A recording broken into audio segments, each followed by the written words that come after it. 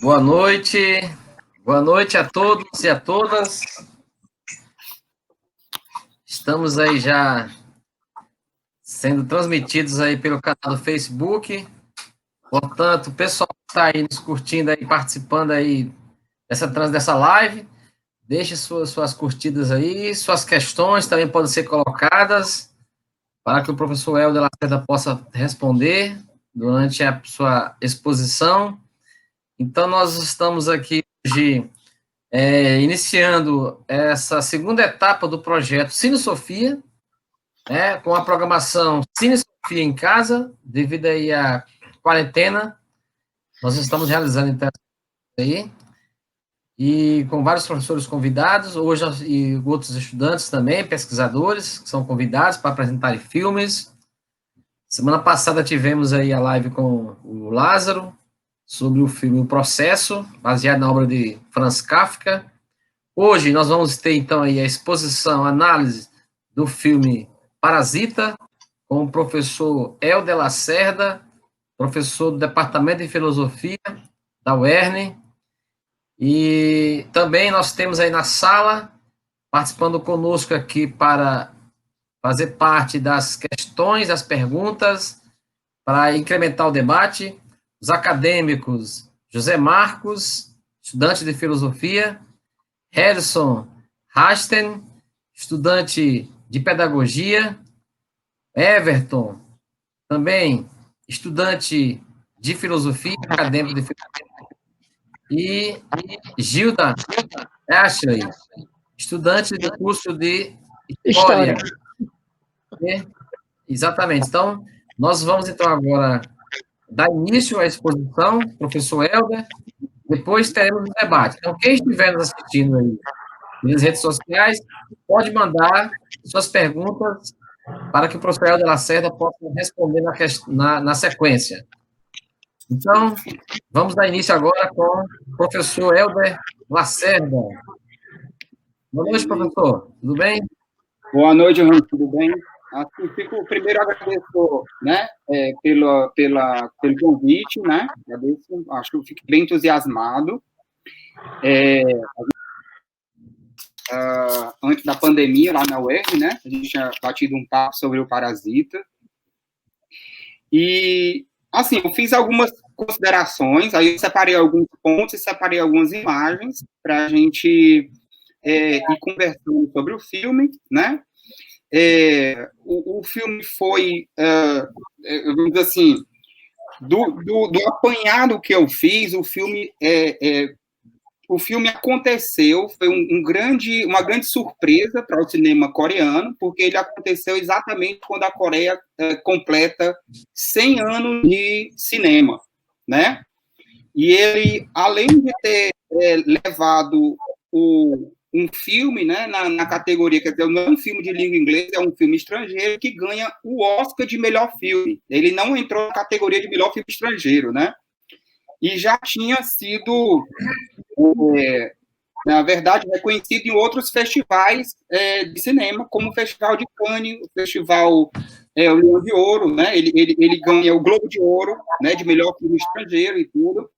Então, assim, o filme realmente é uma surpresa, porque ele pega uma temática que, assim, primeiro, ele é uma temática de um filme, e é uma temática próxima de um documentário, que também ganhou o melhor documentário, que era American Factory, né? Que é aquela coisa, é um documentário também sobre a situação do mundo do trabalho hoje, né? E, assim, o que me chamava a atenção parece, assim, o Bong Joon-ho, né, que é esse diretor, me parece alguma coisa como assim, um breve do século XXI, né?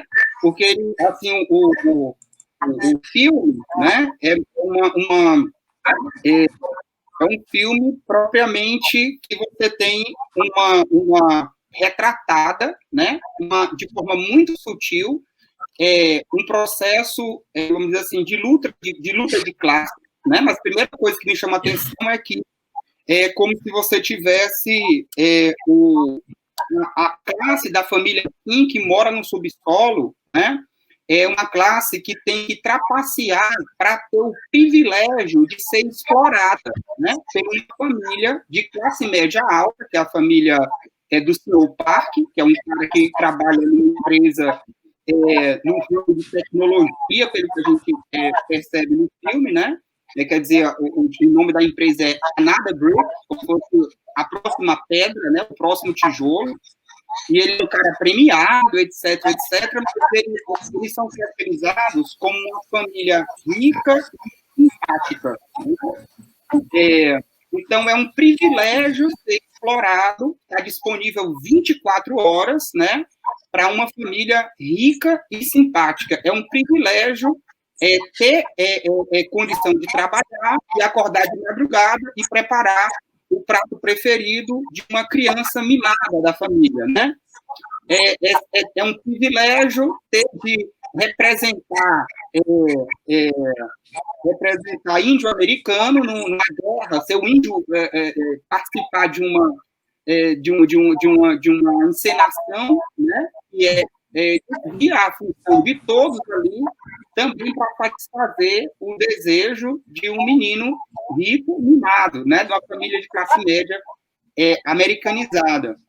Então, eu acho assim, a primeira coisa que me chama a atenção no filme é essa questão dessa família que mora no subsolo, né, lá na Coreia, e no subsolo eles já estão ali naquela situação, e o que é interessante é como se eles não mais tivessem aí numa situação de quem está procurando alguma coisa, emprego. Eles sobrevivem só, né, de fazer preparar aquelas embalagens lá, né, da pizza, né? É só fazer o folder, é só dobrar aquelas embalagens e tal. E, assim, primeira coisa que chama atenção é isso, né? Como o filme joga todo mundo dentro de uma situação da classe trabalhadora, né? Da classe trabalhadora, que não é mais a classe trabalhadora, o drama do trabalho, mas é o drama de encontrar um explorador, né? Aí eu tinha, nessa primeira parte, né, eles lá no filme, eles vão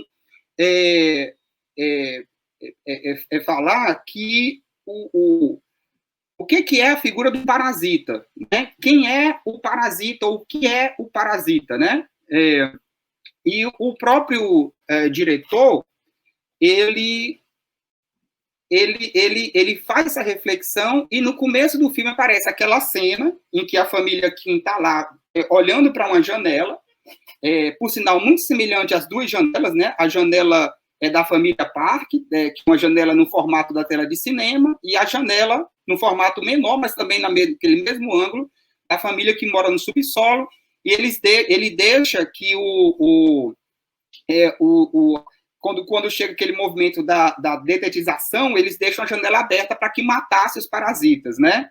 Então, assim, no filme fica a gente tentando entender o que é o parasita, mas eu não acho que o parasita seja só a classe a classe média alta, né? Ou não é só aquela classe que não consegue carregar a própria comida no supermercado, né? Eles não carregam, ele tem que ter uma pessoa para levar a comida no supermercado. O prato preferido da família Park é interessante, né? Que o prato preferido dele é um fast food que se prepara em 8 minutos, né? Mas nem assim eles preparam o próprio alimento, né? Então, é uma família que, desde o cuidado dos filhos, a preparação do alimento, a limpeza da casa, a montagem da festa, a direção, né, até o dirigir, é uma família como se vive como um parasita. Todo o tempo, eles precisam, nessa metáfora, do corpo, né, do trabalhador. É o corpo do trabalhador que faz tudo. É o corpo do trabalhador que dirige, prepara a comida, limpa a casa, corta a grama, tudo, né? Então, num primeiro momento, parece que o parasita é a figura da família de classe média alta, da família Park, Mas, num segundo momento, não parece isso, porque esse lugar é um lugar desejado, né? Então, a família Kim, que vai, inclusive, quando eles chegam na casa, né, eles começam a criar várias situações em que eles, se você casar com uma aluna, né, com a sua aluna particular, como é que vai ser se a gente morasse nessa casa e tal? Então, é muito interessante isso, né, porque é como se fosse essa situação, um parasita não é só uma sociedade que deseja ser parasita, né? Uma sociedade que é o sonho de ser servido, é o sonho de ter esse privilégio de não fazer nada, né? E, assim, o que me chama a atenção também, porque, ora, o contexto que a gente vive é o contexto do capitalismo de cassino, né? Então, o capitalismo de cassino é um contexto em que você entra essa figura do jogo, né? Um jogo em que você pode fazer fortuna numa noite e você rapidamente ficar milionário, mas na mesma noite, na noite seguinte, você pode perder tudo. Então, é como se fosse um grande jogo, né? E eu percebo que essa coisa que aparece num filme, que é como se fosse uma luta de classes, né? É uma luta de classes, mas também ela tem esse viés do jogo, né? Tanto que quando eles vão tentando, a família Kim tenta se infiltrar, né? E tenta se infiltrar na casa da residência Park para poder prestar o seu serviço, para poder ser explorado. Você vê que tudo é como se fosse um thriller, né? É um thriller social, é um jogo, né? Que é aquela coisa que assim, todas as ações são muito bem concatenadas e muito inteligentes também, né? Para conseguir chegar até lá. E você vai ver que parece que tem um apoio. Não sei se perceberam, a música de fundo é Mozart, né? Ao som de Mozart, ele constrói todo esse momento em que um indica o outro, e é uma classe trabalhadora que vai pela concorrência, levar a outra, né, a outra família a uma situação semelhante. Também interessante que você vai ver que lá no subsolo você encontra a ex-governanta que já mora na casa há muito mais tempo, né? Ela trabalhou para a família, que é a família do grande arquiteto conhecido internacionalmente, né? Que esse arquiteto, ela já trabalhou para essa família antes, ela já foi governanta, né? Quer dizer, ela já foi disponível 24 horas, né? Para uma família da mesma classe social, né? Então, acho que mostra essa situação. E ela,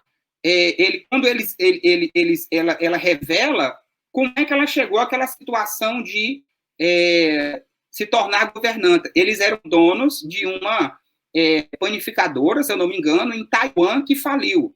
Então, ela e o marido, ela está naquela condição, e o marido no subsolo, né? Ele está no subsolo, um subsolo que existe na casa, que sequer o proprietário conhece que existe esse subsolo.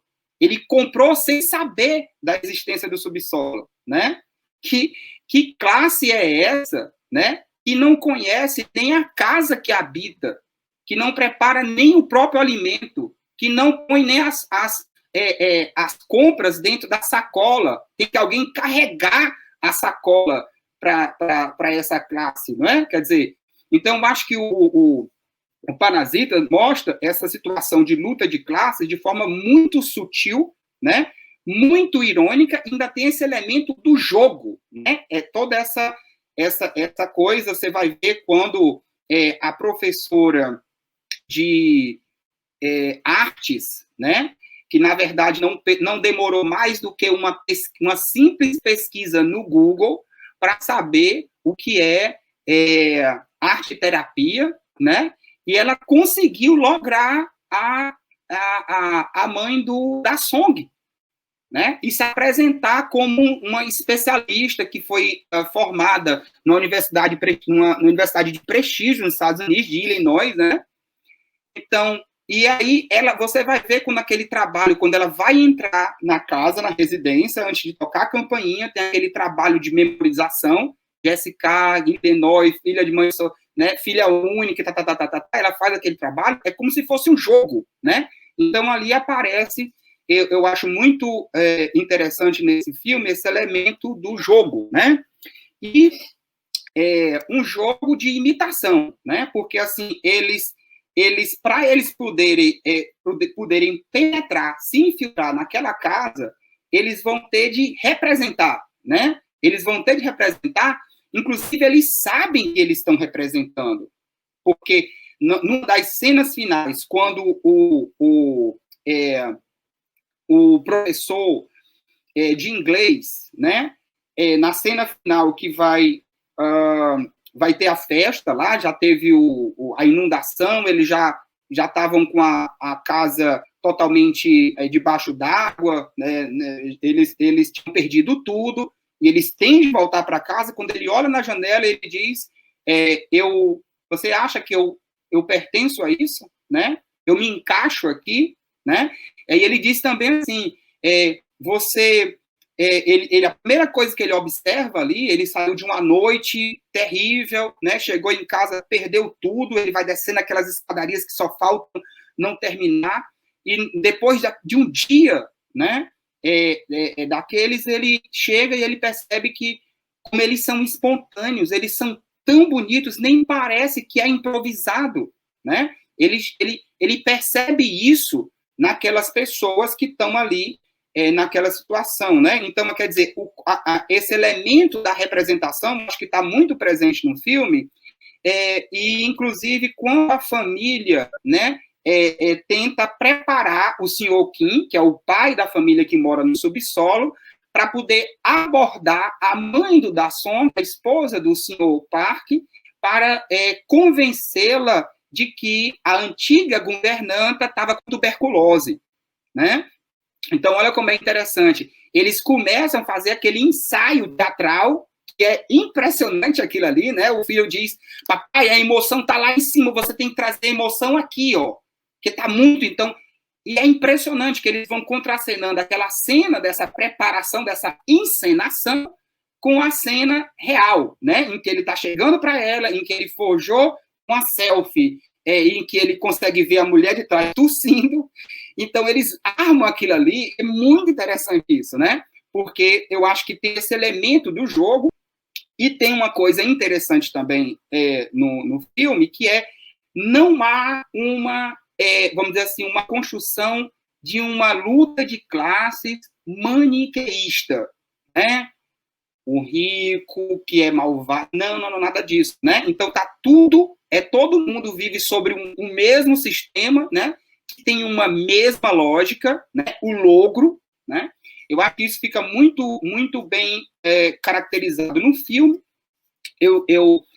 Depois eu acho que eu ouvi críticos, né, dizendo que Parasita era uma tragédia, e eu acho que isso me chamou muita atenção, porque o gênero do filme não é, de forma alguma, uma tragédia, né? Porque, assim, o fato de você ter um filme que ele oscila, né, entre o doloroso e o risível, o fato de ter pessoas, né, no filme que tem uma história arrasada ali, no fato, isso não faz do filme uma tragédia, né? Quer dizer, nem tudo que é doloroso é trágico, né? Como se fosse no gênero, né, trágico. Nem tudo que é doloroso se encaixa no trágico, né?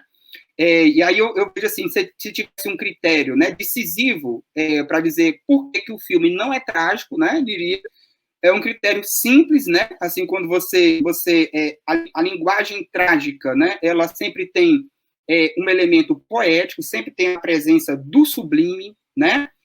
Sempre o trágico, ele assim como personagem, você tem pelo menos em todas as tragédias clássicas, quem são essas personagens, né? Da tragédia clássica, né? Antígona, quem é Hamlet, né? São personagens que eles não são nunca é tirado do homem comum, né? A tragédia ela não representa o homem comum, né? Ali eu diria assim que ele está muito mais próximo, né, de um tragicômico, né?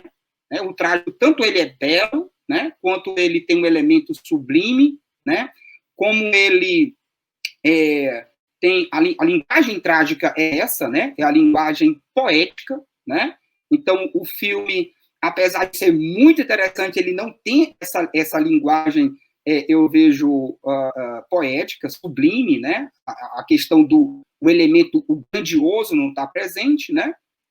E eu diria assim, que ele é um tragicômico, né? E o tragicômico não é poético, né?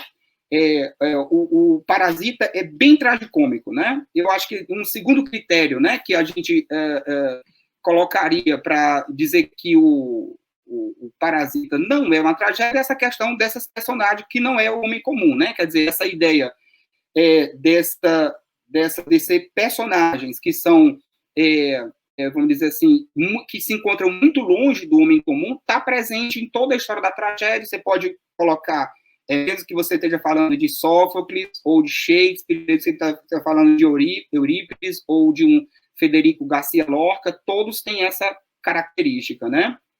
E uma outra coisa, né, do trágico, por que o Parasita não é trágico, né? Porque no trágico também você tem sempre o protagonista, né? Ele está diante de uma tomada de decisão, né? Em que essa decisão vai mostrar exatamente o que é excepcional nele, uma coragem que é excepcional, né? Por que ele é completamente diferente do homem comum, né? E essa decisão vai mostrar a força e o caráter desse personagem, né? Numa tragédia, né? E é exatamente esse caráter, essa força, essa coragem, né? Essa grandeza que vai fazer com que o personagem trágico seja esmagado, né, na tragédia, né? Então, assim, a primeira coisa me chama a atenção do ponto de vista, né, da estética, o Parasita não é uma tragédia, né? No máximo vamos dizer assim, é um filme no gênero, né, uma tragicomédia ou de um thriller social, né? Um thriller mais um pouco com características cômicas, né? Então, eu acho que essa é uma coisa que me chama atenção, né? Quer dizer, e a outra coisa é essa classe que vive como dá para viver, né? Eu acho que isso é uma temática também muito presente no filme, né? Quer dizer, aqueles que estão arruinados, né? A família que está arruinada e que deve muito dinheiro para os agiotas, mesmo depois de 4 anos não conseguiu pagar esses agiotas, né? E o cara se acomoda a viver no subsolo, né? E ele disse que ali é como se fosse ele tivesse nascido ali, né? Então, acho que mostra uma classe que vive como dá para viver, né? E também a família do Sorokin é isso, eles vivem como dá para viver, né?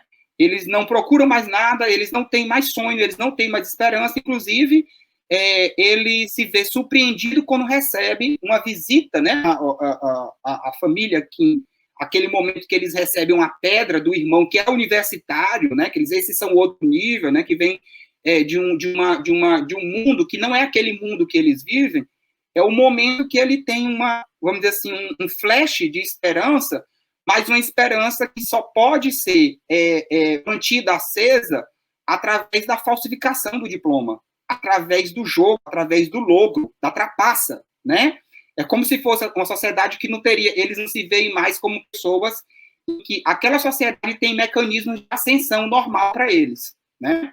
Então, acho que contexto de crise estrutural do trabalho, né? Eu acho que isso foi muito interessante, né? Aí, me caiu nas minhas mãos uma coisa que, por acaso, eu estava lendo, esse textinho do Terry Eagleton, né, sobre o manifesto. O Terry Eagleton, ele traz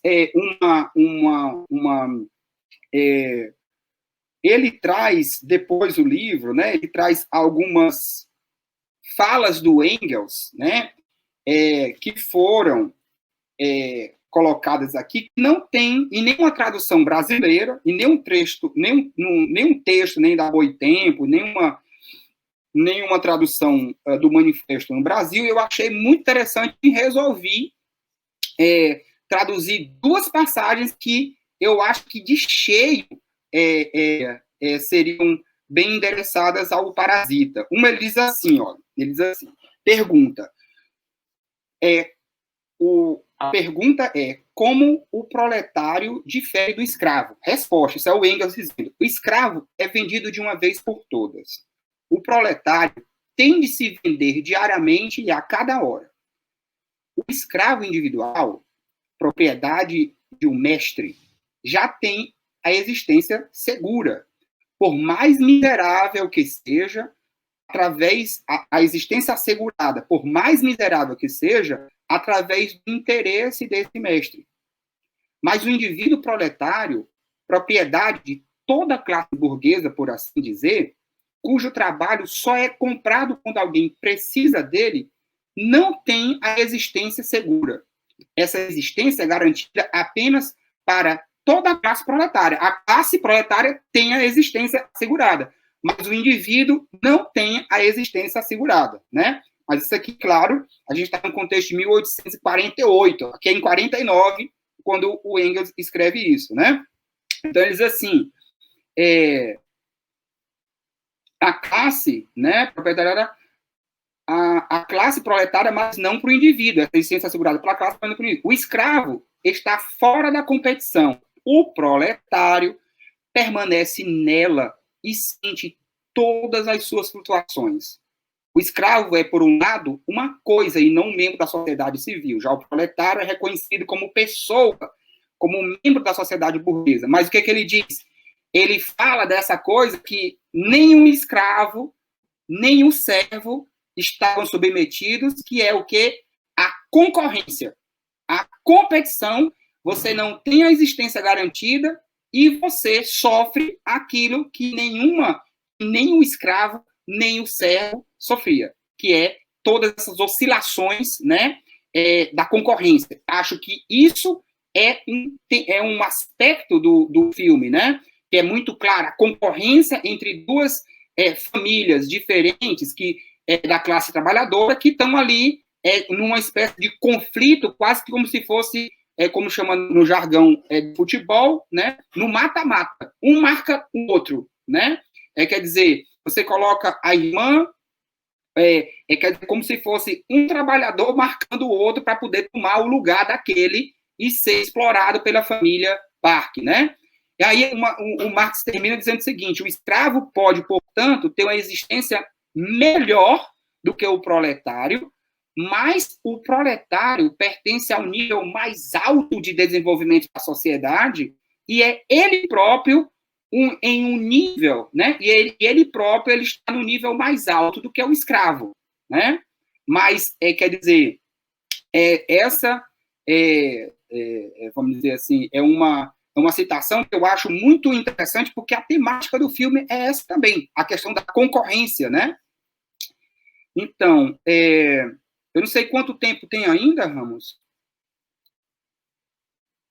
Alguém me dá uma luz aí, porque eu estou sem... Pode continuar, tranquilo, tá no tempo. Certo, tá tranquilo. Certo. Então... Mas você mais é um minutinho para concluir. Quantos, Ramos? 10, ótimo. 10. Ótimo. Então tem tempo para colocar 10 mais coisa aqui, né? Então, outra coisa que chama atenção no filme, né, no Parasita, é a questão do cheiro, né? Esse elemento do cheiro está muito presente, né? Tem uma passagem que o Da Song, que ele sente o cheiro da nova empregada, né? E quando ele percebe que todos eles ali tinham o mesmo cheiro, né? Inclusive o cheiro da professora de arte é o mesmo e tal, né? Ele tem essa intuição. E esse cheiro, a família Kim, que morava no subsolo, começa um processo de se interrogar sobre quem é essa família, que identidade ela tem, né? Então, eles nem conseguem perceber e eles ficam perguntando se esse cheiro vem por causa do subsolo ou se é o amaciante que eles colocam, ou é o sabonete que eles colocam na roupa, né? Mas é como se fosse uma classe que vai ser identificada pelo fedor, né? Eu não sei se vocês conhecem o livro do Patrick Suskind, O Perfume. É interessante, o Patrick Suskind, no Perfume, ele identifica uma época, né, na França, pelo fedor, né? Uma época em que as pessoas não tinham banhos regulares, né? Então, eles caracterizavam, aquelas cidades não tinham ainda, as suas fachadas não eram pintadas, então ele vai dizendo, ele mesmo, né, o Antoine Grenouille, né, ele nasce em meio às vísceras de animais ali que a mãe vende carne no mercado, então ele vai caracterizando todo o fedor das pessoas, o fedor das roupas, etc., mas isso é uma época. No Parasita, o fedor é o que caracteriza uma classe, né? O Sr. Park, ele diz que o cheiro do Sr. Kim, do motorista, né, que ele tenta dizer é como se fosse um cheiro de roupa, quando você vai cozinhar roupa, né? Ele, de vez em quando, encontrava no metrô esse cheiro, mas é o cheiro do pobre, né? Eu acho que isso é muito interessante, porque isso se confirma quando, no final do filme, ele vai pegar a chave, né, que o Sr. Kim, ele querendo fugir da cena, mostrando nenhuma preocupação pelo destino, né, dos seus empregados ali, nenhuma, ele se livra muito rápido.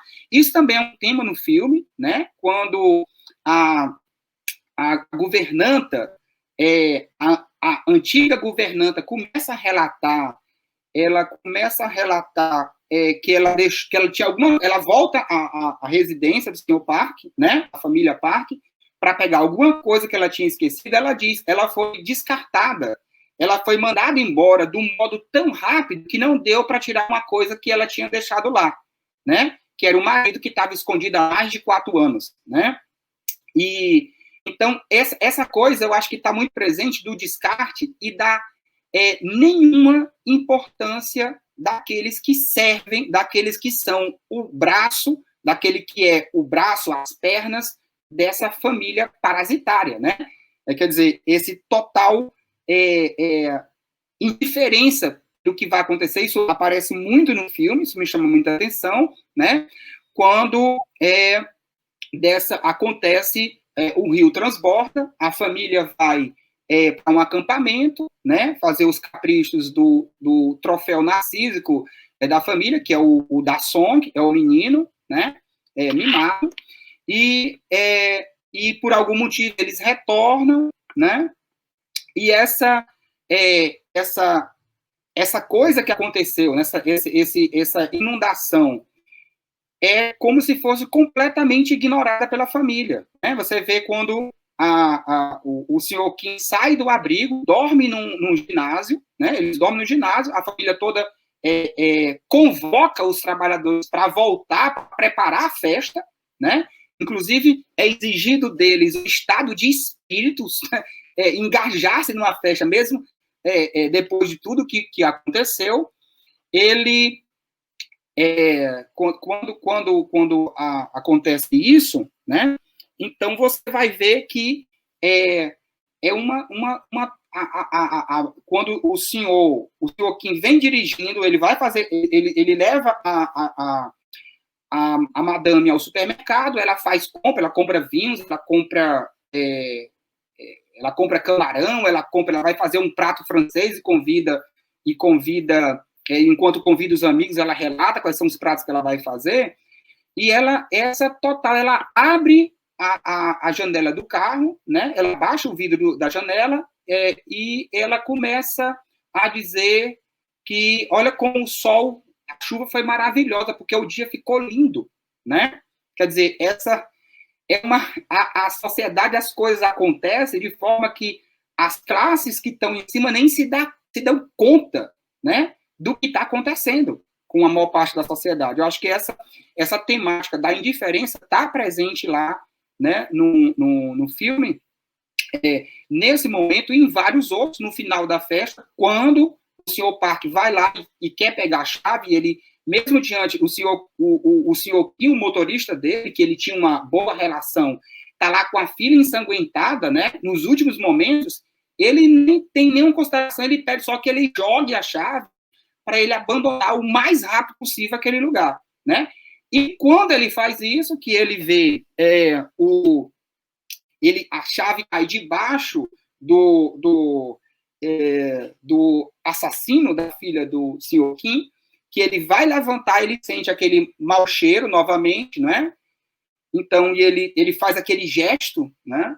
E ele acaba que, nesse momento, ele mostra novamente vem esse elemento, né, do desprezo, né, da indiferença, né? Não é uma indiferença porque é o do nojo, na verdade, né? Aparece esse elemento aí no filme, né? Então, o contraste entre ricos e pobres aparece também de várias outras formas, né? Eu lembro que o filho do Sr. Kim, né, o jovem professor de inglês, o Ki-woo, né, ele faz um cálculo de quanto um trabalhador que empacota embalagens de pizza precisaria trabalhar para poder comprar uma residência como aquela da família Park, né? E ele chega a um número que uma família tinha que trabalhar 440 anos para poder comprar uma residência daquela. Né, quer dizer, é absolutamente impossível, e 440 anos ele não conseguiria ter um plano e nem tempo hábil para poder comprar residência e salvar o pai, né? Então, essa ideia da luta de classes como um jogo, eu já coloquei, né? Uma classe que essa família Kim é uma classe que não faz planos para o futuro, também já colocamos, acho interessante esse elemento do filme, né? A questão da comida, né? Essa diferença de classe também aparece nessa questão da comida. Não sei se vocês percebem na cena em que a Kim Young, que é a menina, a professora de artes, né? Eles estão lá na casa, a família do Sr. Park viajou para fazer esse acampamento, a menina abre um saquinho, na verdade ela estava comendo uma comida do cachorro, para cachorro de estimação, né? Quer dizer, a alimentação do cachorro de estimação parece ser palatável, né? Para a família Kim, né? Que assim, enquanto uma família come para sobreviver, a outra come por uma questão de desejo, né? E essa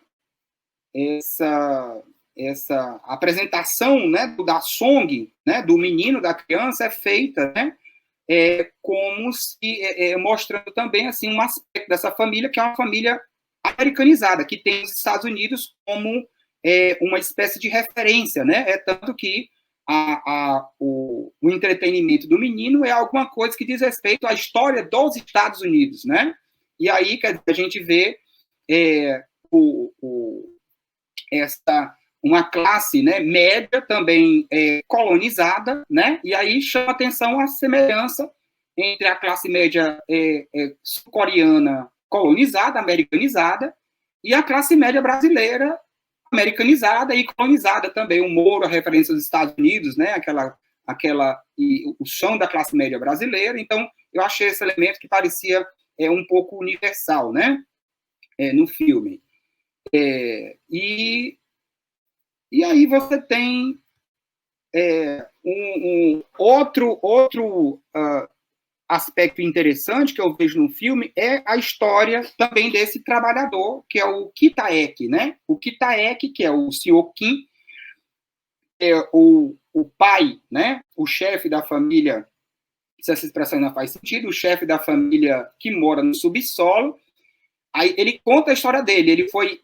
Olha o emprego que ele o último emprego dele, né? O filho pergunta a ele se ele sabia que pergunta ao pai, que é o Kitaek, se o Kitaek, o pai, o Sr. Kim, sabia manobrar Mercedes, né? Então, antes deles irem lá para aquela loja e tentar se familiarizar com todas as tecnologias do Mercedes-Benz, ele diz qual era o que ele trabalhou, né? Ele trabalhou, qual foram as últimas ocupações dele. Ele já foi motorista há muito tempos atrás, mas ele já dirigiu Mercedes apenas como ex-manobrista, né? E isso já faz tanto tempo que ele é uma pessoa que já parou de procurar emprego nem como nem como manobrista, mas ele procura, né? Acho que isso é um aspecto também interessante, né? E então a gente tem esse dado, né? E como é que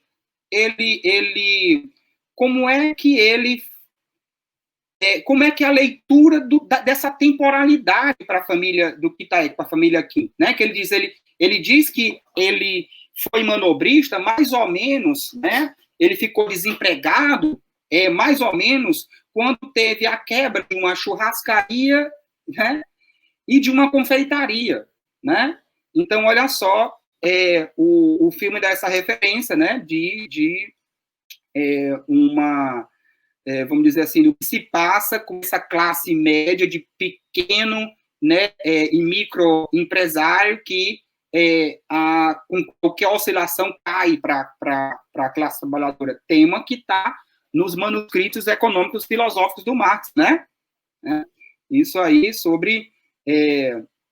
isso aí já é antigo, né, no capitalismo, né?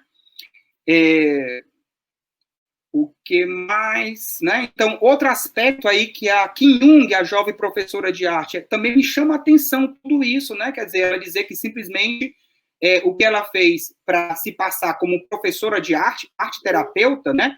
Foi uma simples pesquisa no Google e o resto ela só precisou improvisar, né?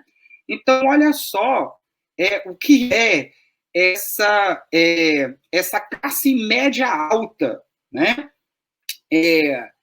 Que cabeça tem essa classe média alta? Que cultura tem essa classe média alta que é tão facilmente, né, lograda com uma pessoa que está improvisando? Aliás, todos estão improvisando, nenhum deles é universitário, mas eles conseguem lograr, né, a classe média alta. Eu achei muito parecido com a nossa classe média alta, que consegue acreditar que o Bolsonaro é alguém que traria uma renovação, é um pensador, é um político antissistema, o Moro, né? Alguém que vai combater a corrupção. Eu acho muito parecido esse estado de espírito, não é? Dessa classe média alta lá, sul-coreana, e a nossa, né? Bem, no mais, acho que seriam essas considerações. Eu queria passar algumas imagens, se for possível, se tivermos tempo, né? Para a gente rapidamente fazer uma última. A gente rapidamente pontuar algumas situações, algumas cenas, para ilustrar o que a gente está dizendo. Eu vou tentar fazer aqui.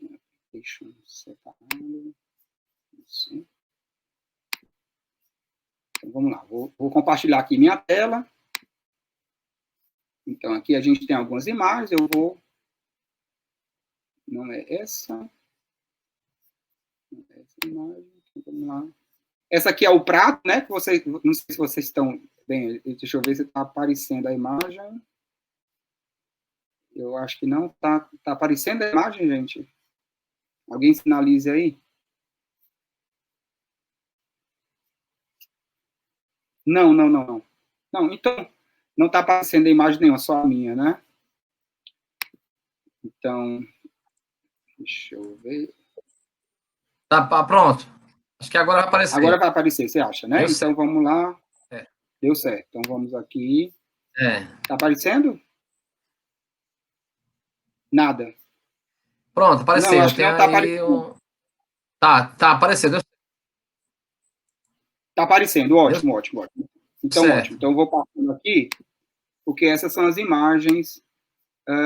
Deixa eu ver rapidamente. Essa aqui, não sei se vocês lembram, né? Da escadaria, que quando a família está voltando para casa lá naquele alagamento, e parece essa escadaria como se fosse é uma cena interessante, que é como se eles estivessem, é infindável quase, são escadarias gigantescas que eles vão, né? Então a gente vai ter essa metáfora do alto e do baixo, né? Acho muito interessante isso no filme. Tem outras passagens também interessantes. Deixa eu ver se é essa.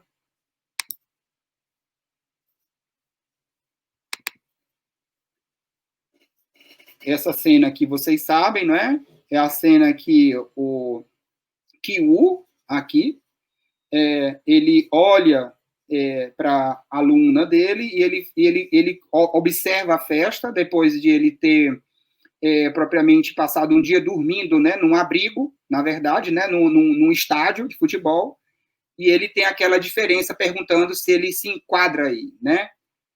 Se ele pertence, se ela achava que ele pertencia a esse ambiente, não é isso? Então, acho que essas diferenças aparecem muito. Escadaria. Aqui é o prato preferido deles, que na verdade é só um fast food, né? Mas nem assim eles preparam. Novamente, cena da escadaria. Isso aqui não tem nada a ver. Então, gente, eu diria... Eu ficaria por aqui, né? Vamos ver se no debate a gente retoma algumas... Eu vou parar de compartilhar. No debate a gente retoma algumas falas, né? Então, agradeço a paciência e vamos à conversa agora, né?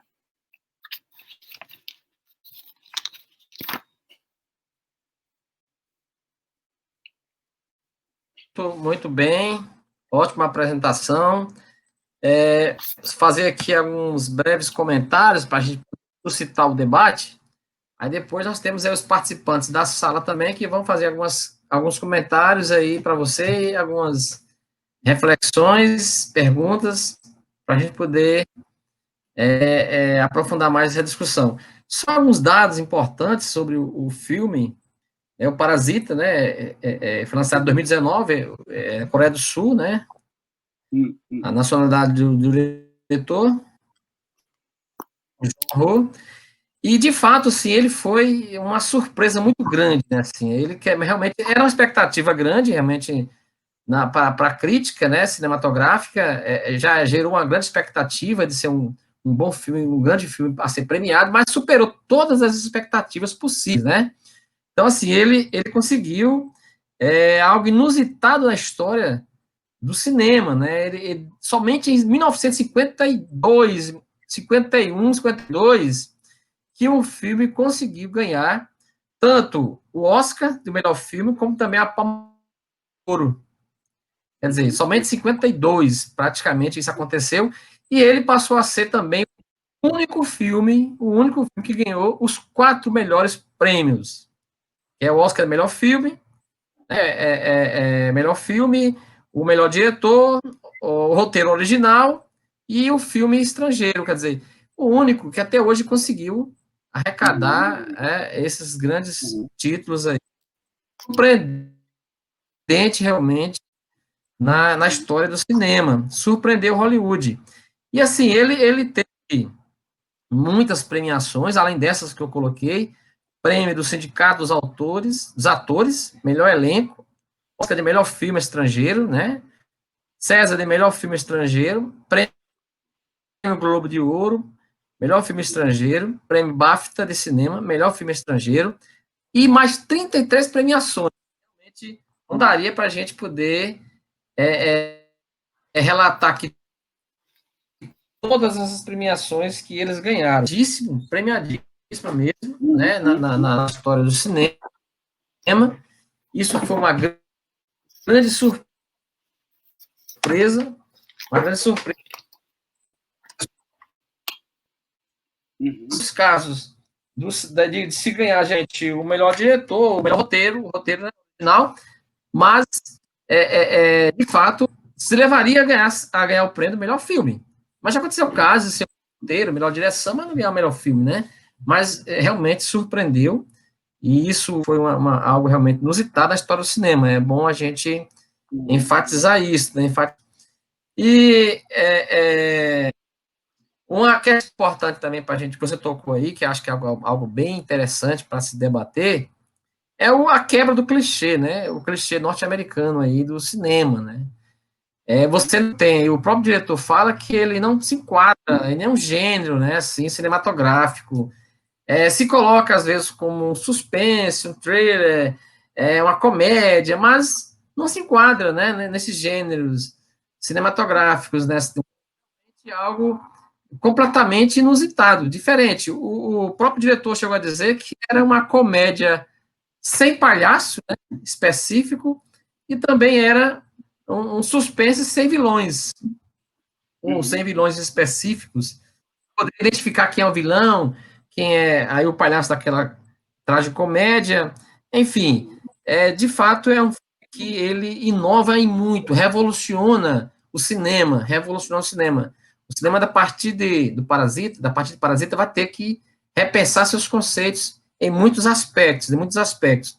O diretor, ele é espetacular, ele já tem já uma história no cinema, assim, de produções espetaculares, como O Hospedeiro, por exemplo, um filme bastante polêmico, né, assim, bastante interessante, logo no início do século XX, né, ele traz para a gente, de fato, no século XXI, na verdade, já, no início do século XXI, ele traz 2006, se não me engano, já traz já bastante polêmica, com essa crítica social presente no cinema, né, como ele traz, essa crítica aí também à indústria, o industrialismo, ao neoliberalismo, o Hospedeiro tem um pouco disso também, com certeza também Matter, né, em busca da justiça também, traz também um elemento aí de crítica social, essa ideia de que a justiça não ampara todos, a justiça não garante a todos os seus direitos, e, fundamentalmente, também o Expresso do Amanhã, né?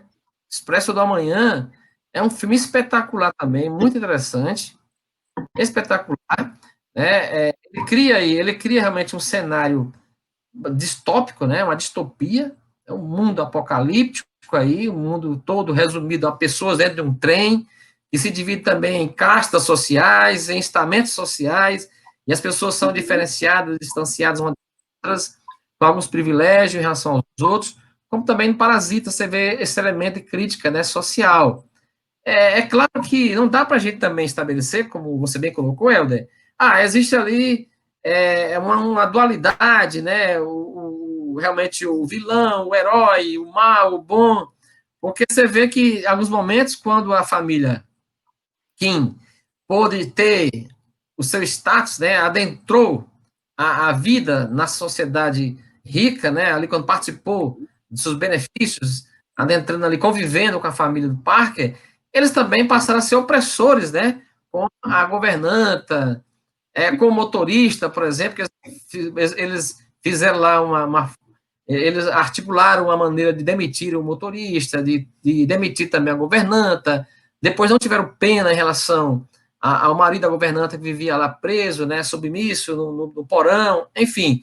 Então, assim, você não vê necessariamente aí quem é o parasita, quem é o hospedeiro, né, não dá para identificar bem, né, se nós temos aí elementos controversos, polêmicos, para que nos leva aí a perguntar quem é de fato o parasita, quem é de fato o hospedeiro aí nessa discussão, né? E assim, o filme em si, ele traz toda a terminologia, todo o elemento técnico das tramas, né, cinematográficas, o jogo de cena, mise-en-scène, né, essa jogo com imagens, com a luz, com as câmeras, o clichê, o básico assim, da cinematografia, ele sabe usar muito bem, usou muito bem isso para retratar as posições sociais, que assim, a meticulosidade que o diretor estabelece, então, esse jogo de luzes e de câmeras, né, por exemplo, quando o ambiente retrata ali a casa, né, dos Kim, é tudo obscuro, né, tudo escuro, as luzes frias, você vê que assim que o filme começa, a câmera já pega o subsolo ali, né? Pega o subsolo, já baixando, descendo a imagem, mostrando que eles estão abaixo do subsolo, abaixo do solo, estão bem abaixo mesmo, e em alguns momentos, quando retrata a família Parker, a imagem já mostra de cima, né, do alto, e luzes mais vívidas, luzes mais quentes, fortes, intensas, tá? E também o diálogo, né, entre eles. Você percebe que isso tudo são elementos que quem é um bom diretor sabe utilizar muito bem, e isso caracteriza a qualidade do diretor, se mostrou realmente que ele merecia o prêmio, né? Você vê que quando o diálogo parte do ponto de vista dos que estão de cima, né, da família Parker, a imagem mostra as pessoas no ângulo superior, né, e retrata os outros abaixo do nível. E quando inverte, o jogo de inverte, né, você pega a imagem de baixo para cima, que é a imagem realmente ali da família Kim, submissa, subalterna, enfim. E como você colocou bem aí, naquele momento da chuva, né, a chuva, ela traz para os Parker alegria, felicidade, fartura, colheita, enfim, e para a família miséria, destruição, alagamento, e também outra característica da mise-en-scène, né, que é a ideia deles, quando se deslocam para sua casa, né, a família Kim, eles descem vários degraus, várias escadarias, eles vão descendo ali, buscando chegar lá embaixo, no subsolo, onde eles estão, mostrando realmente ali a posição social daquelas classes que estão realmente alijadas do poder, dos benefícios, dos direitos, tá? E, de fato, retrata muito bem isso. Então, é assim, todo um ambiente metafórico, né, alegórico, que nos leva a várias reflexões, a vários pensamentos acerca do que isso pode representar, do que isso pode estar querendo nos transmitir. Alguns apontam que realmente ele tem uma crítica social, tem uma ideia ali de crítica ao neoliberalismo, ao capitalismo, realmente a divisão de classes sociais, de fato, isso mostra bem, em algum aspecto para a gente que está presente aí, de fato, essa crítica à sociedade neoliberal, baseada nas divisões de classes, né, claro, mas, desde o ponto de vista moral, né, nós não temos aí, de fato, a caracterização de classes como sendo uma classe moralmente correta e outra classe moralmente errada, por exemplo, né? Você não vê isso, né? No âmbito da discussão valorativa dos valores morais, você vai perceber que todos eles estão envolvidos ali em processos críticos que possam aí realmente levar a uma condenação das suas ações dentro do ponto de vista de um julgamento moral, né? Como você bem colocou aí, a postura aí das duas famílias, das duas famílias. Mas, assim, uma coisa interessante também, que me chamou bastante a atenção, foi a ideia da quebra, né, assim, da solidez, né, a quebra da solidez das relações, das famílias, né, e isso fica bem para a gente. Isso me lembra um pouco a ideia que Zygmunt Bauman nos traz, quando ele vai trabalhar sobre modernidade líquida, né? Quando ele traz a ideia de que nós perdemos essa solidez, a modernidade nos tira essa ideia de segurança, de relações sólidas, de vida completamente regrada, racionalmente estabelecida. Você vê que há uma espécie ali de fragmentação das relações, se perde uma referência aí de valor social, valor moral, valor família, as pessoas vivem a partir de enredos, de tramas, né, de discursos falsos, de enganações, de artifícios para obter vantagens, enfim.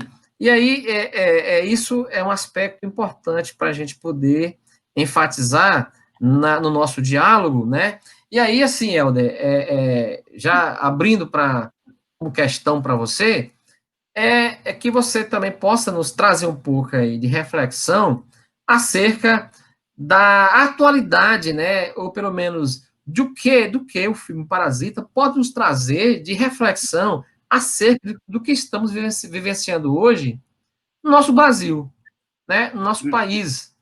Então, assim, o que é que o Parasita nos traz de reflexão acerca da vida na sociedade brasileira? Nós podemos tirar de exemplo, de lição, para analisarmos hoje a conjuntura política, social, cultural, valorativa hoje do nosso país, né? Essa é uma questão que eu gostaria de jogar para você pensar e refletir.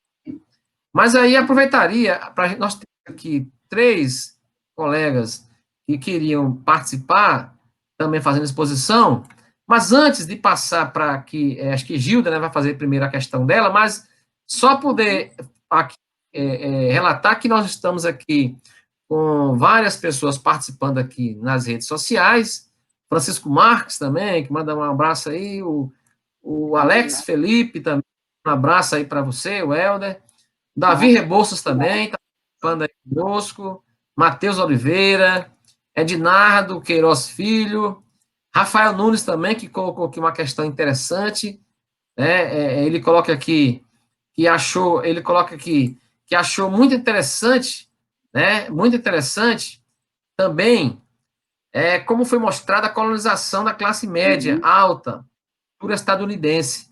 A criança brinca de índio americano e a mãe faz questão de ressaltar que a barraca veio de lá.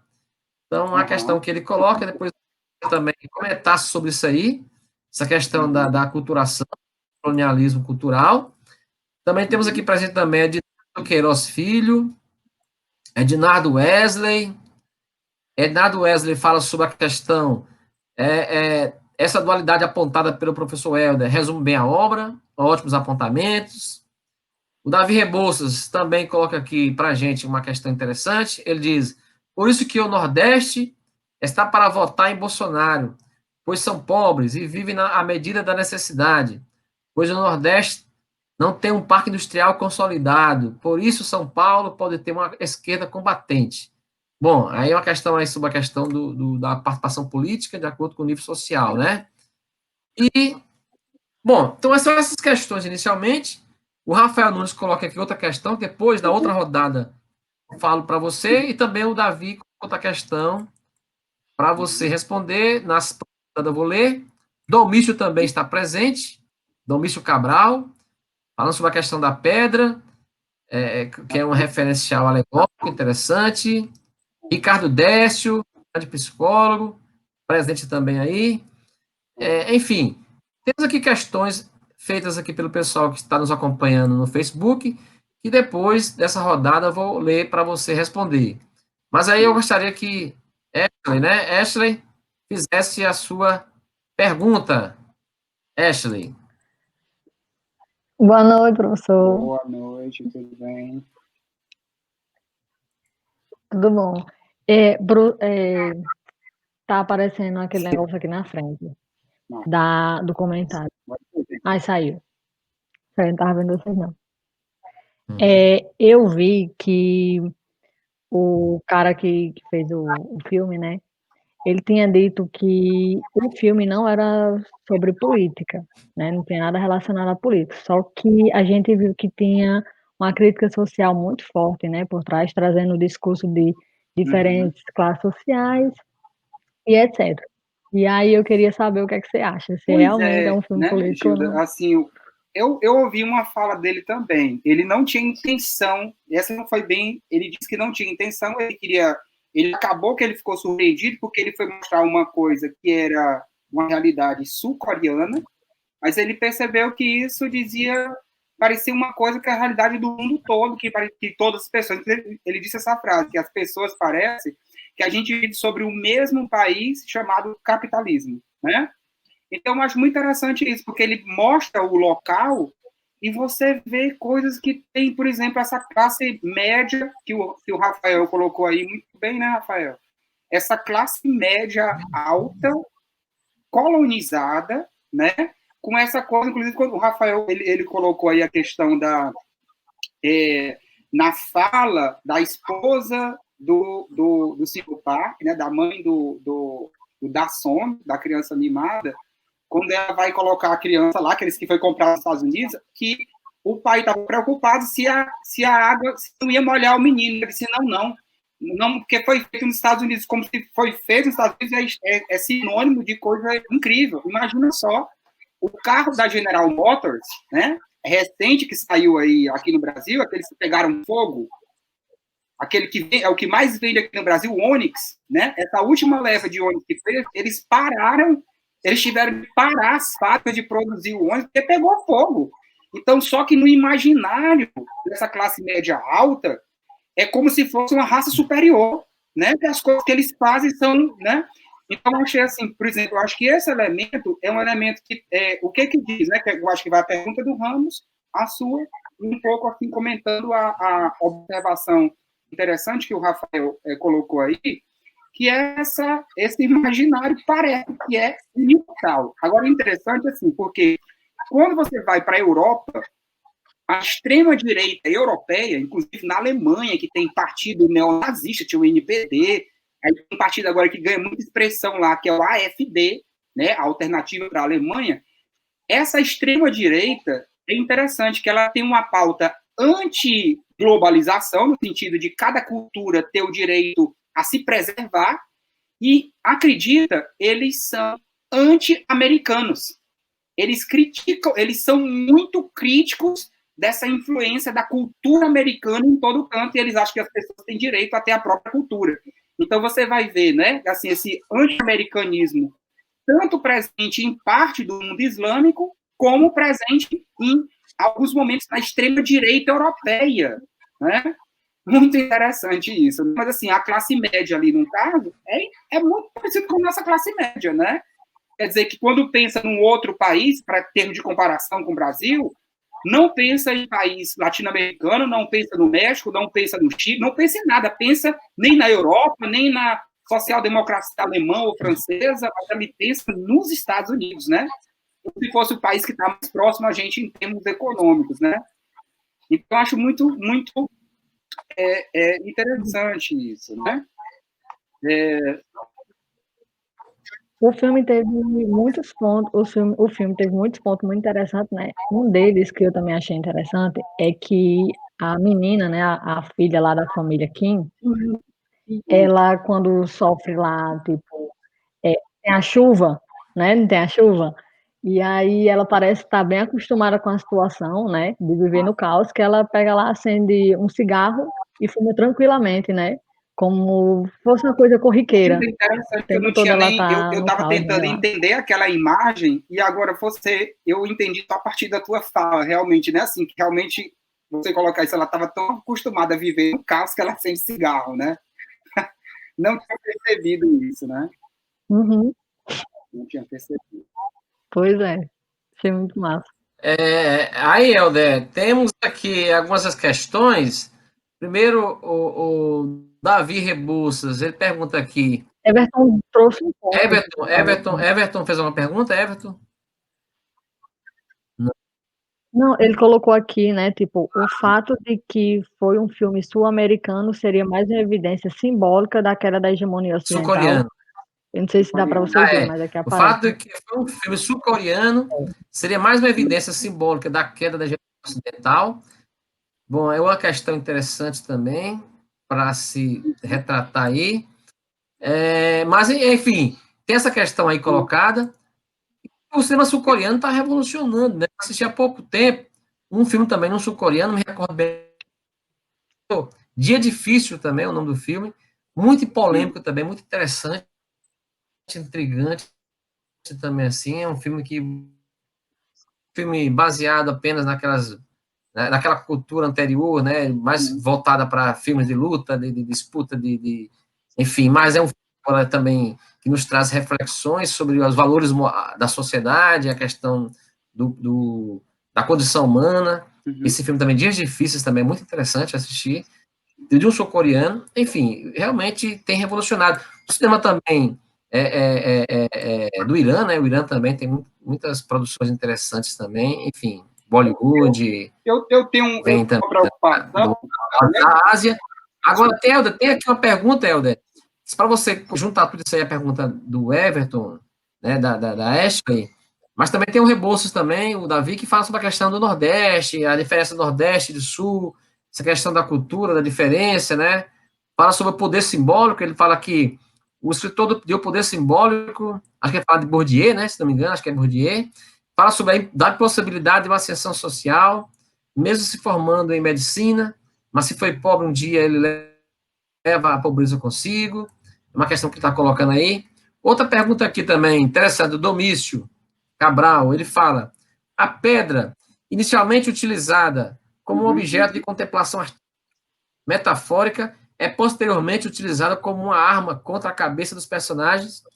Isso ressoa como uma oficialização da arte imputada obrigatoriamente contra aqueles que apreciam a arte e suas manifestações naturalmente. Quer dizer, uma espécie de desprezo à arte, né? Enfim, esse é o que está colocando aí. Bom, então vamos a essas questões, depois temos outras. Essa pedra realmente é uma coisa que fica todo mundo tentando entender qual é o significado dela, né? Assim, o que eu vi foi que parece que na Coreia eles tinham uma tradição de coleção, de as gerações mais antigas, colecionar objetos, inclusive colecionar pedras, sabe? Então é como se fosse aquilo ali é alguma coisa que chega até a família por alguém que já teve uma vida consolidada, então aquele sinal, como se fosse aquela coisa que eles dizem assim, que vai levá-los à prosperidade, né? Como se fosse aquilo que falta para aquela família, exatamente a esperança de prosperar de alguma forma. Eles pararam de procurar emprego, eles pararam de lutar. Na conversa que o professor de inglês, que é o Kim Jung, né, vai ter com o primo, o Min, que chega, o primo não, com o amigo rico universitário que chega, que dá a pedra de presente, você vê que ele, quando conversa com o universitário, parece que assim, eu sou um fracassado, eu sou um loser, né, um perdedor, você quer que eu vá dar aula de inglês para ela, né? Então você vê isso aí, eu acho que a pedra é a mudança no filme, né? A mudança, a partir dali tudo muda, né? E ela não, na verdade, ela não tem um significado, né? Ela vai adquirindo significado ao longo do filme, né? Inclusive, ela pode significar qualquer coisa, inclusive uma arma que é colocada ali no final, né? Agora, acho muito interessante um aspecto que a gente acha bom a gente atentar, que é o aspecto do tudo bem, a gente vai chegar a pergunta que foi feita, né? Se esse filme sul-coreano ganhar o Oscar e ganhar vários prêmios ocidentais, né, do cinema ocidental, representa uma quebra da hegemonia norte-americana. Eu fico preocupado porque é como se a gente estivesse dentro de um espetáculo, né? Quer dizer, o filme quer passar uma mensagem e todo mundo vai falar sobre o filme, ao invés de esse filme provocar uma discussão, né, sobre aquilo que ele quer mostrar, a gente vai fazer uma discussão sobre a genialidade do diretor, né, do Bong Joon-ho, a genialidade dele, a genialidade do ator, a gente vai falar como se fosse a arte em si mesma, né? Então, acho isso uma coisa tipo dessa arte de espetáculo do cinema, né? Quer dizer, ao invés de deflagrar uma discussão que ela possa se demorar na sociedade, ela possa sobreviver na sociedade, ela morre. Ela morre porque vai ter um novo festival, vai ter um novo filme, vão ter novos diretores geniais, vão ter novos atores geniais, novas reflexões que vão aparecer, e a gente fica nessa coisa de uma cultura completamente da passividade, né? Como diz Debord, né? O império da passividade. Como é que a própria crítica social, como é que um filme de denúncia ele se transforma numa coisa que parece o meu filme preferido, o meu produto preferido, etc., né? Eu acho que isso é um problema da nossa sociedade. Parece que o produto cultural, ele morre aí, né? Ele morre como mercadoria e a gente vai, né? Eu acho que isso é um grande problema, porque quanto tempo ainda a gente vai discutir ou essas discussões vão criar corpo na sociedade, né? Que o filme declara. É isso? Eu acho que para isso que existem os espetáculos, para que as coisas desapareçam e apareçam numa velocidade tão grande que ninguém consiga se mobilizar para nada, né? Ninguém consiga pensar a não ser nessa coisa do fetiche, o grande diretor, a genialidade do diretor, e blá, blá, blá, blá, blá, e tapetes vermelhos, e holofotes, e festivais, né? Eu acho isso é uma pobreza característica desse tipo de sociedade, né, gente? Mas eu acho que tem Eu acho interessante, Helder, assim, quanto a essa questão da hegemonia, né, hollywoodiana, ela é realmente assim, uma indústria cultural, né? Hollywood faz parte de uma indústria cultural que ela estabelece aí um clichê cinematográfico, ela estabelece realmente aí uns parâmetros assim do melhor cinema. Isso é seguido pela crítica, a crítica tende a valorizar, né, a premiar os filmes que têm essa orientação. Isso agora quebrou, a crítica não esperava que isso acontecesse. Um filme né, que não usou a linguagem latina, pelo menos americana, um filme estrangeiro conseguir ganhar os melhores prêmios, assim, né, no Oscar e outros prêmios mais, um filme bastante premiado, inclusive, pela crítica cinematográfica. Ninguém esperava isso, mas a crítica teve que ceder, né? Teve que ceder. Então, assim, eu percebo que está havendo uma quebra de paradigma. Eu acho que a internet tem um papel muito importante para isso. É porque antigamente você só conseguia acessar os filmes que a indústria cultural poderia nos permitir. Então, as pessoas que tinham acesso ao cinema eram aquelas que comprar DVDs caríssimos, aquelas que podiam ir ao cinema. Geralmente as redes de cinema são redes que já estão vinculadas já a todo um projeto mercadológico da indústria cultural norte-americana. Então, terminava as pessoas valorizando aquilo que era divulgado. Mas hoje, com a internet, as pessoas têm acesso a todas as produções culturais, cinematográficas, artísticas do mundo inteiro. Então, isso fez com que quebrasse um pouco esse olhar voltado apenas para a indústria cultural norte-americana, hollywoodiana. Então, assim, eu creio que nós temos muitas coisas interessantes, muitas coisas boas produzidas no mundo do cinema que não era valorizada, muita coisa boa que não era valorizada. Eu creio que agora, com o fenômeno Parasita, nós vamos ter um olhar voltado agora para outras culturas cinematográficas.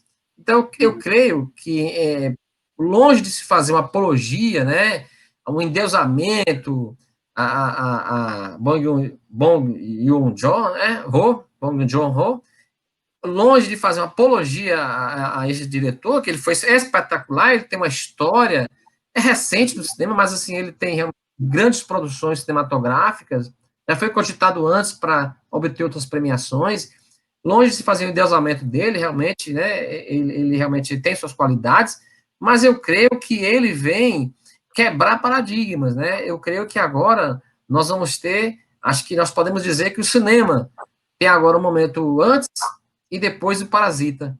Eu creio que vamos ter realmente uma mudança de perspectiva, né, nessa indústria cultural. Isso é importante no sentido de uma abertura, né, para novos valores culturais, nova proliferação de leituras diferenciadas do mundo. Isso é interessante. Eu acho que isso quebra um pouco aí também o peso que tem a indústria cultural. Isso é muito importante no sentido revolucionário do termo.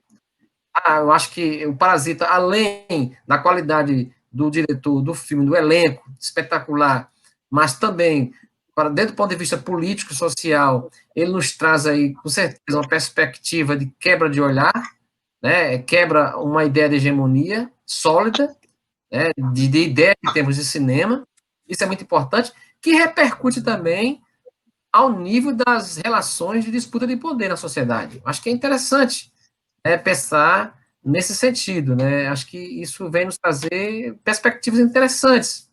Eu acho que isso é muito, muito importante. Tem uma questão aqui que o Rafael coloca, que é o seguinte: até que ponto o subsolo é necessário para que possibilite uma casa tão luxuosa e uma classe tão educada, cheirosa e mimada? Sim, antes de Helder responder, é bom relembrar que aquele bunker lá, né, aquele porão da casa dos Parker, que ele não conhecia, ele não sabia, mas é uma prática já existente na arquitetura das cidades na Coreia do Sul, que é você evitar os ataques aéreos, né? E eles viviam, pelo menos hoje está um pouco uma cultura de paz transitória, mas eles viviam lá sob constantes ameaças de guerras e de ataques aéreos vindo da Coreia do Norte. Eles viviam sempre em guerras, agora está realmente uma cultura de paz, e eles têm prática de construir casas com aqueles bunkers, né, com aqueles subsolo para proteger de um ataque aéreo. Então, isso não foi retratado, não foi colocado, mas é só para uma observação aí, para dizer, porque não sabia, acho que ele comprou, não sabia, mas acontece, como em Nova York também, né? Nova York ninguém conhece, né? Tem pessoas vivendo lá no subterrâneo de Nova York, né, nas galerias, que ninguém conhece lá, praticamente são dutos, né, vidas lá que ninguém sabe como é que começou a construção, mas há muito tempo atrás, enfim. Mas uma questão que o Rafael coloca aqui, né, até que ponto o subsolo é necessário para que se possibilite uma casa luxuosa. Outra pergunta interessante aqui também é sobre aqui colocada por Tiago Pereira Cardoso. Gosto de comparar com o filme Bacurau. Olha aí, interessante. Bacurau é um filme realmente bastante elogiado pela crítica, né? Acho que o brasileiro hoje convive com dois tipos de pessoas: aqueles que são resistência e aqueles que querem, aceitam ser parasitas. Existe um terceiro tipo, a elite, que se sente superior e intocável e se acha onipotente. E aí, Helder? O que você tem a dizer aí pra gente? Rapaz, pois é, essa questão da elite, essa sensação de diferença ali é marcada no filme, né? Quer dizer, eu acho que essa diferença aparece na percepção do fedor, na percepção de que o Sr. Park diz que ele gosta do Sr. Kim, mas ele gosta de pessoas que não conseguem romper uma linha, né? Tem uma linha, não consegue. As pessoas que quebram essa linha, que elas atravessam a linha, ele não gosta disso, né? Então, acho que, assim, o filme é marcado por essa divisão é muito clara, né?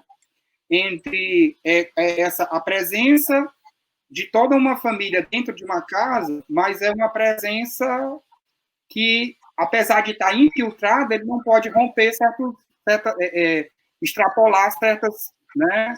Essa linha que ele coloca lá, essa linha divisória, né? Eu acho que a expressão que ele coloca é mais ou menos isso. Eu não sei se atravessar essa fronteira. Tem uma fronteira que não deve ser cruzada, né? É a fronteira clara entre empregados e os mamíferos de luxo, né? Que é assim que eles se veem, né? Mamíferos de luxo, né? E no momento é natural eles serem servidos, né? Eles pedem isso, quer dizer, nunca tem nenhum tipo de oposição, é natural, de madrugada, alguém acordar e preparar um prato para o patrão, né? Então, é isso aí. Eu acho que a diferença é essa, né? É como a expressão, mamíferos de luxo, né? São mamíferos diferentes dos outros mamíferos que fedem, por sinal, né? Fedem. Perfeito. Que é um elemento desse do fedor, né? Desculpa, pode dizer. Uhum. Verdade. Assim, por mais que a gente já está perto de concluir já, mas só uma observação, por mais que o diretor próprio disse que ali não tem uma crítica social, política, como o Ashley colocou muito bem aí, mas está presente, né? Talvez ele não queira adentrar, né, nessa seara, né? Não queira polemizar, mas é muito característico nas suas obras, né? Ele constantemente tem trazido isso, né, para as suas produções cinematográficas, né? Então, você vê lá justamente no Hospedeiro, né, Mater, você vai ver também lá no Expresso da Manhã, essa ideia de que existe uma divisão social de classes, tem aquele grande trem que realmente é uma situação apocalíptica, né, onde as pessoas são divididas em classes, os que estão lá no final do trem, os últimos vagões, é a classe pobre, né, realmente despossuída, vive lá submetida a comer ração praticamente feita por baratas, e eles vivem ali na inanição completa, e mais na frente, das classes mais abastadas, até chegar no elite, e até, enfim. E, de fato, ele coloca para a gente que vivemos numa eterna luta de classes, né, de grupos sociais, de estamentos sociais, de que há uma grande desigualdade. Nós não podemos realmente abrir mão dessa leitura crítica social que há nas suas obras, né? De fato, nós percebemos aí uma crítica ao neoliberalismo. Você vê lá justamente no Hospedeiro essa crítica à devastação ambiental, né?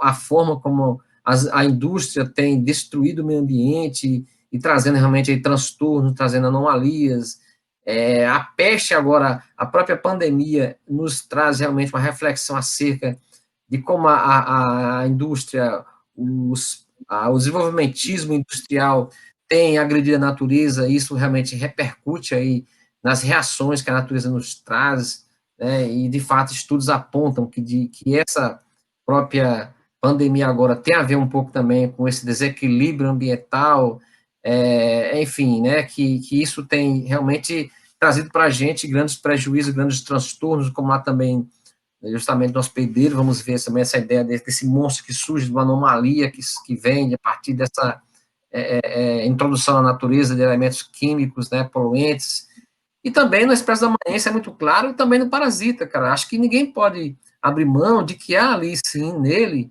né, na produção cinematográfica, né, do diretor, uma crítica social radical, sim, a essa sociedade de classes. Agora, um aspecto de se observar, aí sim, não podemos achar que há um dualismo maniqueísta. Concordamos plenamente nisso, né? Então, do lado tem o bem, do lado tem o... Não, porque ele coloca aí sim que está a reflexão mais aprofundada da obra Parasita. Porque você vai perceber que quando a família Kim teve a possibilidade de ajudar, de ser boa, ela não foi boa, né? Você viu que ela tratou a governanta, excluiu, botou para a rua, quando ela veio pedir clemência, ela queria até pagar para eles alimentarem o marido dela, que estava lá, né? Enfim, no bolso, eles não aceitaram isso, aí depois entraram em disputa, e aí a governanta depois pega as rédeas do processo também, oprime do mesmo jeito a família Kim. Então, assim, você percebe que há sim, é claro, uma disputa de classes, de interesses econômicos, né, na sociedade, é uma classe opulenta que explora a outra, mas os valores morais estão corrompidos. Nós perdemos a ideia de valor moral, de classe. É um niilismo completo. Nós estamos uma sociedade realmente que perde suas referências. De fato, e aí eu invoco novamente Zygmunt Bauman, nós perdemos a solidez das relações, nós estamos numa sociedade líquida, onde a solidez se perde cada vez mais, uma sociedade cada vez mais evanescente, fluida, que perde laços, né, enfim, afetivos, isso é muito evidente. Então, é um filme que nos traz muitas reflexões. Ele tem um caráter metafórico muito importante. Muito importante. Eu lembrei de Paulo Freire, né? O sonho do oprimido é virar opressor. Que aí, quando a família que estava na posição de poder, né? Tipo ali, né? Superior, ela não se juntou com a família que estava lá no porão, né? Ou com a governanta que estava lá no porão, né? Ela aí quis dar o pontapé e, tipo, sou superior agora, né? Nesse momento e tal. Lembrou muito também. Muito massa. É muito bom esse filme, porque tem várias coisas para escrever. Débora tem uma pergunta aqui, Helder, que é a seguinte.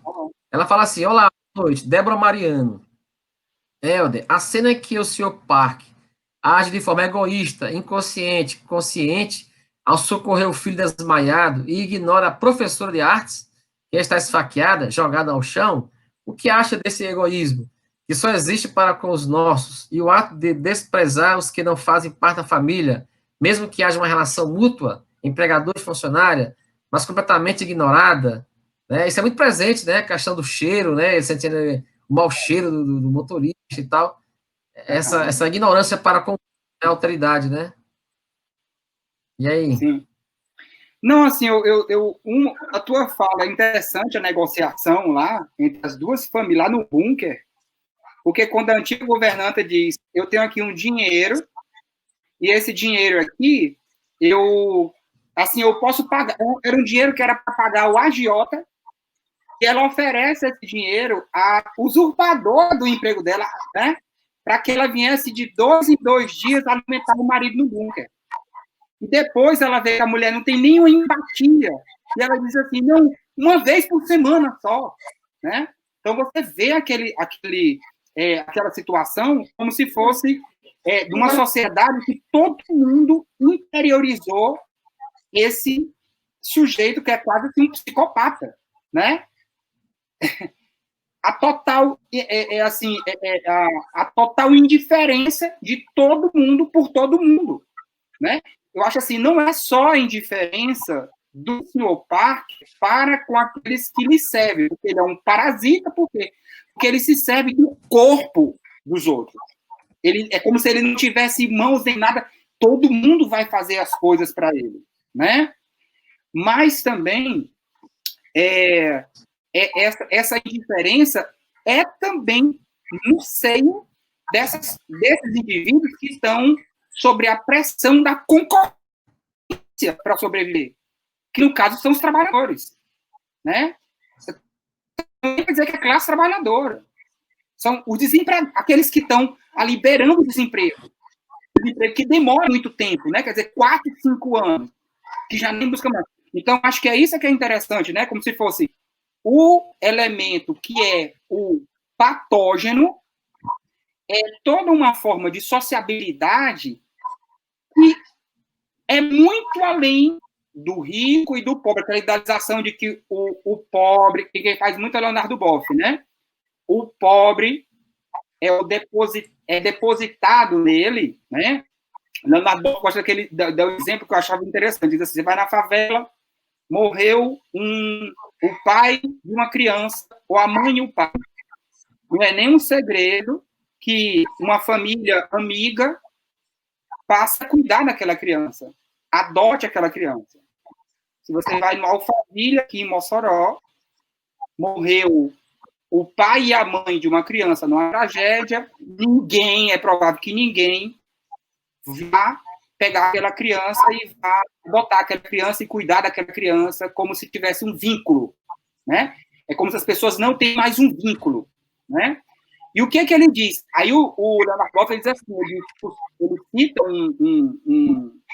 eu não sei se é um padre ou é um santo, é um poeta italiano, Martin Fierro, que diz assim, os pobres são os nossos mestres e os miseráveis são os nossos doutores, né? Como se você tivesse uma classe que ela é depositada nessa classe, depositária de valores que foram corrompidos nas classes que estão acima, né? Eu acho que, por exemplo, no Parasita não tem isso. Essa sociabilidade e essas leis, né? O individualismo, a indiferença é geral, é para todo mundo, né? Eu acho isso muito interessante do diretor, né? Ele mostra o conflito, mas nesse conflito ele trabalha de forma muito madura, eu acho, né? Bem, perfeito.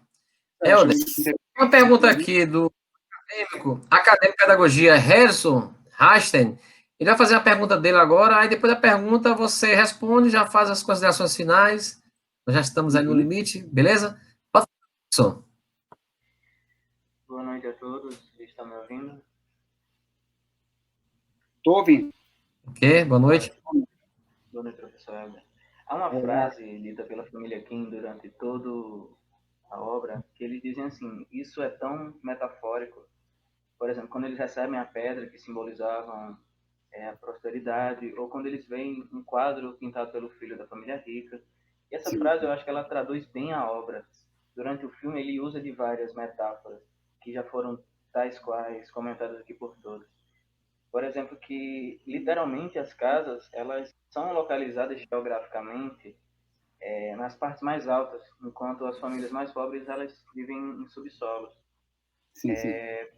Nas obras de Nietzsche, como, por exemplo, Além do Bem e do Mal e a Genealogia da Moral, é bem comum pensar os polos absolutos, como o professor Ramos já comentou aqui, que pensar a oposição entre o bem e o mal, verdadeiro e falso, e elas não são noções absolutas. E essas noções elas foram construídas pelos homens a partir das necessidades. Frente a isso, como o senhor enxerga as metáforas formuladas pelo filme e depois de toda essa repercussão que teve mundialmente através do filme, como o senhor enxerga essa obra como uma metáfora frente à nossa sociedade agora? O que esse filme trouxe em relação a perspectivas abertas e como a comunidade acadêmica se posiciona em relação a isso? Assim, o que, de fato, essa é interessante, né? Localizou vários momentos em que a expressão metáfora, né, é utilizada no filme, né? Mas, de fato, o filme, ele joga, né, com imagens que são elas mesmas, né, metafóricas o tempo inteiro. Uma escadaria que falta não terminar, né, quando eles vão descendo lá, o subsolo, como quem vive abaixo, né, a tela, aquela janela envidraçada ali na sala, que parece uma tela de cinema, quer dizer, muita gente já falou disso, tem o mesmo formato de uma tela de cinema, né, em que a família americanizada vê o filho lá acampando, como se fosse estivesse assistindo uma cena de um filme, parece mesmo um filme norte-americano, né? Bem, assim, a questão da metáfora, o filme é todo rico disso, né? De metáforas. A fotografia do filme o tempo inteiro joga com isso, né? Agora, com relação à comunidade acadêmica, como é que ela vai, não sei se eu entendi isso, como é que vai ser, como é que ela vai ver o filme, ou que repercussão se espera disso, né? Eu não sei se é isso a pergunta. Me ajuda. A partir do momento que o filme escancara essas realidades, e como o professor Ramos trouxe, mundialmente houve um processo de acaloramento, de autoidentidade, em que os próprios diretores se espantaram com a identificação em massa. Como o senhor vê esse plano pintado agora mundialmente, e como a sociedade acadêmica ela poderia opinar em relação a isso? O senhor acha que esse acaloramento e esses fatos postos ao mundo, eles vão passar, ou você já enxerga como se isso fosse um sinal de um novo despertar, de novas discussões sendo trazidas em relação a isso? Eu acho que ele vai tudo ficar como está, porque assim, eu moro aqui num aeroporto, bem pertinho da favela do Ouro Negro, e eu acho que ninguém na favela do Ouro Negro assistiu esse filme. Aqui no aeroporto, os lugares que eu ainda transito, o supermercado que eu vou comprar alimentos, na farmácia que eu compro remédios, etc. Eu acho que ninguém viu e vai ver esse filme, é muito improvável. É o que eu digo, eu acho que é uma característica do nosso tempo, que esses produtos, eles nascem natimortos, né? Eles vão ter alguma repercussão agora, mas daqui a pouco, essa indústria não vai parar, vão vir outras coisas, né? Então, assim, mesmo a comunidade acadêmica, eu acho que uma fração dela vai ver esses filmes. É como o site, é como canais do YouTube, e você tem 400 mil pessoas inscritas, 200 mil pessoas, 70 mil pessoas, num contingente de 210 milhões de pessoas, por exemplo, só no Brasil, né? Então, eu acho que é típico desses produtos culturais que eles não se demorem, né? Sabe? E talvez que porque já existiram muitos outros, né? Quer dizer, não é o primeiro filme de, vamos dizer assim, ácida, né? Crítica social, né? Não é o primeiro, né? E nem vai ser o último, né? Mas a condição de recepção desse tipo de arte espetacular é a mesma, não mudou, né? Então, eu acho que seria muito legal que ele tivesse um outro tipo de impacto, né, na sociedade como um todo, né? Que ele pudesse realmente provocar uma série de discussões, de reações, né? Mas eu acho que esse é o papel, né? Por exemplo, do Oscar, da festa, da cerimônia do Oscar, né? Tornar aquilo ali, domesticar essa película o quanto possível, né? Sabe?